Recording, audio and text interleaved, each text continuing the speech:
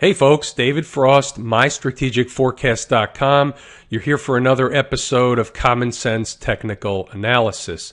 Today is Monday, July 7th, 2014, and you're looking at a chart of the SPY, but before we get into that, I want to make mention of something, and I'm going to bring something up. Everybody can get a copy of the second half 2014 stock market forecast. Now, I do this because I want everybody to be prepared for what I believe is going to be a little bit more than a minor correction coming up in the second half of the year. Now, as my members know, and I've been indicating that I have a pretty good idea of when the turn date will occur and when we should start to see some real significant downside momentum. And that's coming up here shortly. We're not here yet. So we'll talk a little bit about where the markets are now, but I want to let you know that if you want a copy of this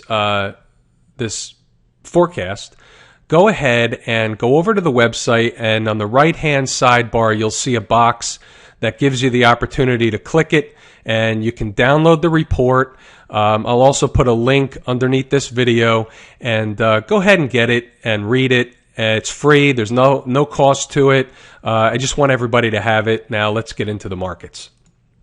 So we had a down day in the SPY, down day in the markets overall today. The S&P was down about 7+ points, and basically the SPY was down 69 cents.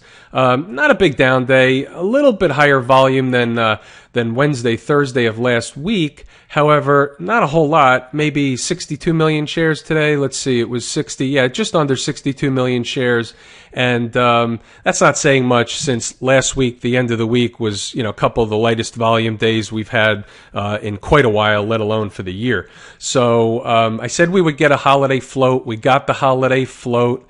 And now we may see a little bit more downside momentum, but I don't think this is the one, folks. I think if we see another couple days of downside move, I wouldn't suggest we would come much underneath, let's say 195.5, let's say, in the SPY. And if something else other than that happens, I'll let you know. But as it stands now, that's what I see.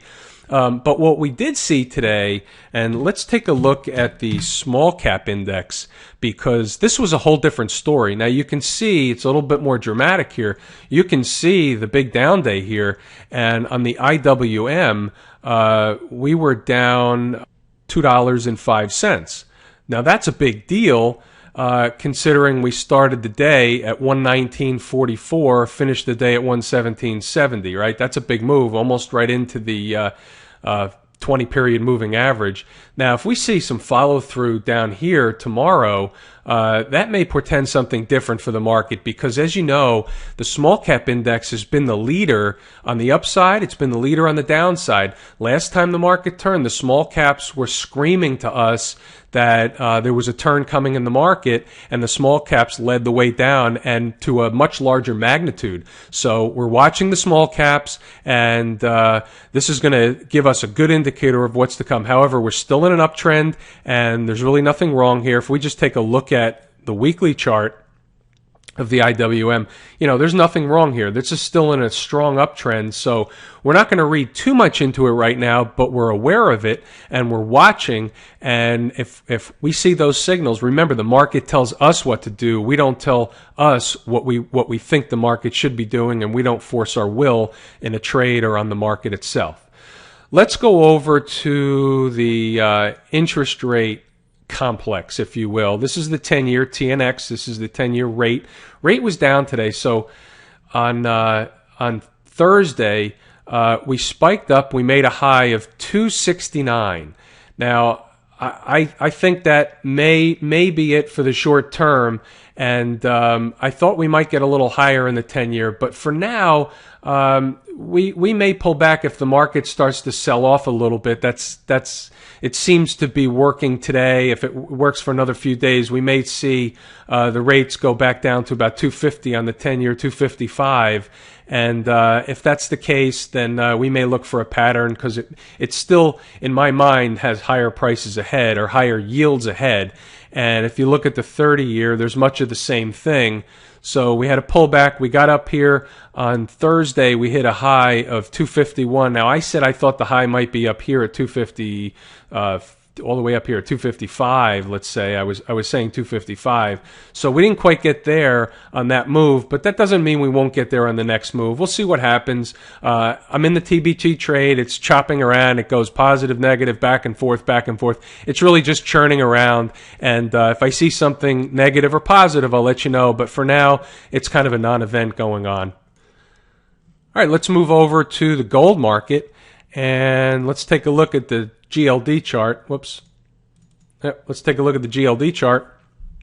And here we have, as suspected, we have, after this big up move from a couple of weeks ago, we've had sideways going on, really nothing going on, but sideways action for a couple of weeks. And if we have another week or two of this, I think there's much higher prices ahead for us in gold. And I'm talking the gold, GLD, and I'm also talking the gold miners. So here's the GDX. And I'm really hot on the GDX because this chart even looks better to me. It's in a solid uptrend.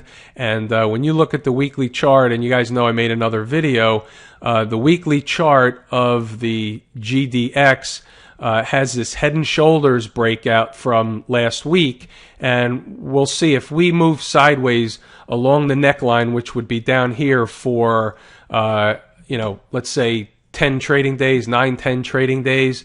That's a big deal. That would also tell us higher prices are ahead. So we're watching that. We're looking for the trade setup on GDX, no question about it. Let's see what else I have in my notes here. All right, let's just take a look at oil. And the USO was down slightly today. The crude contract was down slightly today. I don't have that chart on this platform, but nevertheless, the crude contract was down at about 104 and little broke 104, I believe. So I think about 102.5 may be a good level of resistance in the crude contract. And let's take a look at the daily in the USO, and I'll show you what I see here for the here. I'm over here in this 37.68. If we can get into this 37.68, I think this would be good for a bounce. And what you would have here is a low, a higher low, a higher low, and that would make another higher low, and that would be bullish for oil and bullish for USO, and I think we could take one more run up to $40.50 if that happens. So we're looking for that. We don't see a pattern. I don't see a pattern right now playing out for us in oil. However, I wouldn't be short. I still think there's higher prices ahead, so I'll keep you abreast on that. Members got a trade alert today. It's somewhat flat, so we'll see what happens. I expect maybe a week or two in this trade, so we'll see. It's a long trade, and I'm looking for upside of 8 to 10% on this trade, so I'm pretty positive about that trade. So members got it earlier today around midday, and we'll see what happens, and I'll keep you in the loop. If the trade starts to move, I'll kind of unveil it here after the fact. So that's about it. Remember, folks, if you want to see the stock forecast for the second half of 2014, go over to the website, mystrategicforecast.com, and click on the link on the side. There's a box that says get the free forecast, and you can go ahead and download it there. So that's about it for today. This is David Frost, mystrategicforecast.com. Common sense technical analysis.